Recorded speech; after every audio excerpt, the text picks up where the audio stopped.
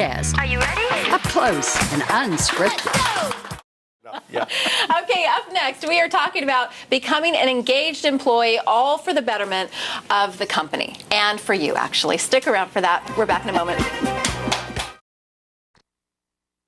Welcome back. Well, when it comes to driving business and building a successful company, you're only as good as the employees that you have working for you. So how do you ensure success by encouraging your employees to thrive? And as an employee, how do you thrive? Author of the book, Engaged, Gregg Lederman, is joining us now to talk about that. Welcome, Greg. Good morning.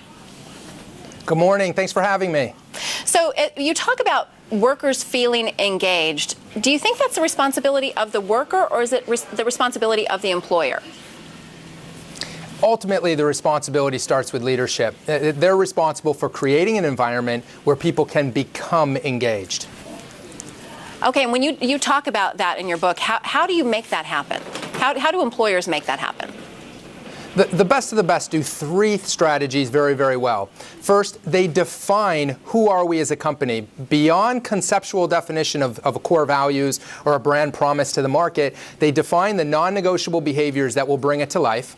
Second, they become masterful at reminding the workplace how we live it by capturing and sharing successes and constantly giving the recognition to employees of when we're doing it and doing it well. And lastly, they quantify their culture and their customer experience. If you don't measure it, it's not usually going to be a priority, and you don't get leadership as focused on it. So, Greg, how much of it really boils down to money? Like, if employees don't feel that they're being paid fairly, are they less likely to become engaged in the company's brand and the company's vision?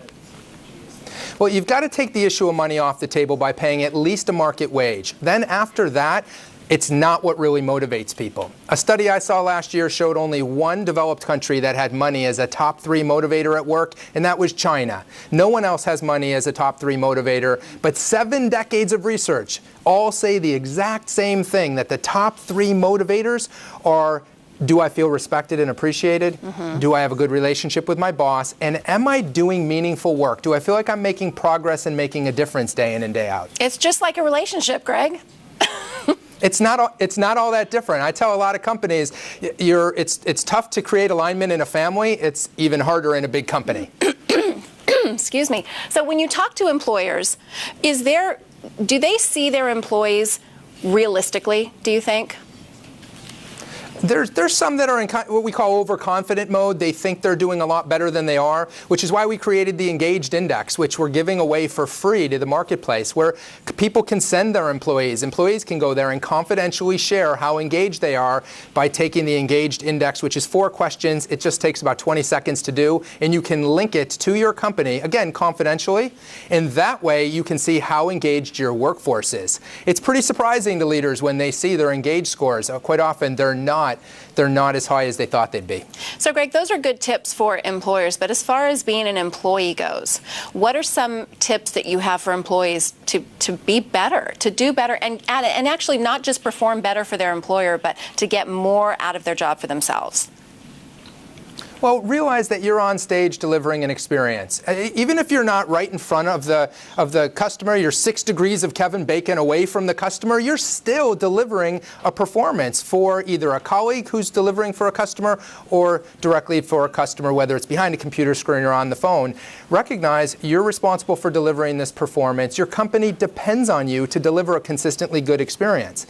Now, if your company's not making that vested interest in creating the environment, then you need to look for other opportunities, because there's plenty of companies that do care about addressing this employee engagement crisis and trying to drive a more productive work environment. So do you suggest, Greg, as folks are out there looking for work and you know, they're going on interviews and we're so used to being interviewed as potential employees, should we be interviewing the employer as well and asking some of these questions? And what should those questions be? Absolutely. One I'd ask them is, how engaged is your workforce? And then ask them how they know. And if they're not even making an attempt to measure that, then they probably have no idea how engaged their workforce is, and they're believing their own press clippings. I would also ask them how loyal their customers are and what makes them most loyal. So you can show that potential company that you'd work for that you care about the customer experience and that you care about whether it's a productive work environment. I would bet that most employers wouldn't really understand what somebody meant if they said, how engaged is your workforce? I think they'd stare blankly at the person and go, huh? Well, I'd be suspicious there too, but then just ask them how do people like working here? Ask them why, and ask them, most importantly, how do you know? And if it's just anecdotal conversation, this is not an organization that's going to be outbehaving their competition, creating customers for life. And therefore, they're probably not, in many, many cases, they're probably not quantifying that experience, and they're just leaving it up to chance. And one of the things you say, Greg, in your book is you say, don't get stuck on Hope Island. What does that mean? Hope Island happens a lot. Companies go and they define the values of their organization, or they create a new brand strategy or marketing strategy, and then there's two sides to Hope Island after they've launched this and announced it. The CEO does their CEO asset speech of how important employees are, and they know it. Intellectually, they get that, but they don't put the necessary system in place to bring it to life. So management's on one side of Hope Island. They're hoping that the workforce, including managers, are going to deliver upon these brand promises or live these values. Then employees are on the other side of Hope Island, and they are hoping that in time this too shall pass. Meaning this is just another initiative, a flavor of the month, because there's no metrics in place and management really isn't committed to changing the way they act and interact in driving the values forward to create that living the brand environment. Sounds like everybody needs to get on the same page, and it might be easy to do if they all read your book. Greg, thank you so much for joining us today.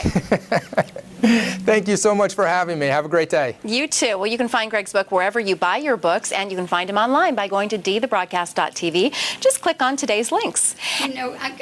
No, go ahead. No, I was going to ask you to. I didn't know if we needed to go to break. But here's the deal.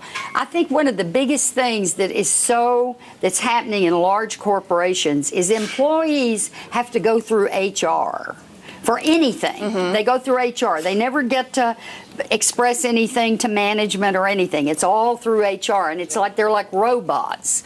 And HR is not really there for the employee.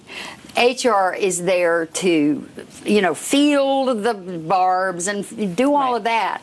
That's just such a thing that stops the interaction, is having to go through HR. And the other thing is, if the management and the top boss would sit in the lunchroom with the employees, they might become more engaged with that.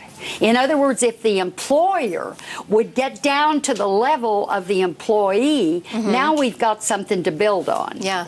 I think those are... He's great. Hope is not a strategy. My father would tell me all the time. Hope is not a strategy. There you go. It's simply hope.